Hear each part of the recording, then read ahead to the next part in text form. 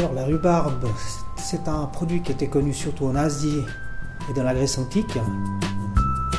Marco Polo l'a découverte et l'a ramenée en Europe. Suite de ça, ils ont essayé d'en savoir plus par rapport à la plante médicinale en elle-même.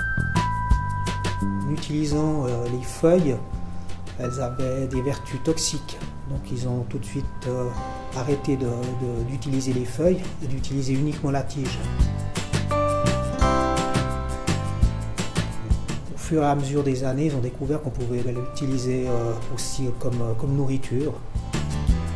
On la mange surtout cuite ou en gâteau, mais je veux dire aujourd'hui avec les nouveaux cuisiniers qui en font des tronçons pour les mélanger avec certaines viandes à cause de leur acidité. Et les rhubarbes de nos grands-parents, on va dire, elles étaient beaucoup plus acides. C'était une rhubarbe qui était verte claire, vert foncé. Tous les enfants se rappellent de l'acidité que ça avait, c'était pas toujours agréable.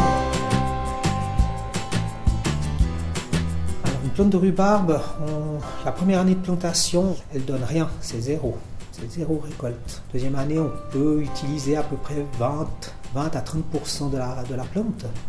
Et c'est qu'en troisième année qu'on essaye déjà d'être à peu près 80% au bout de 3 ans.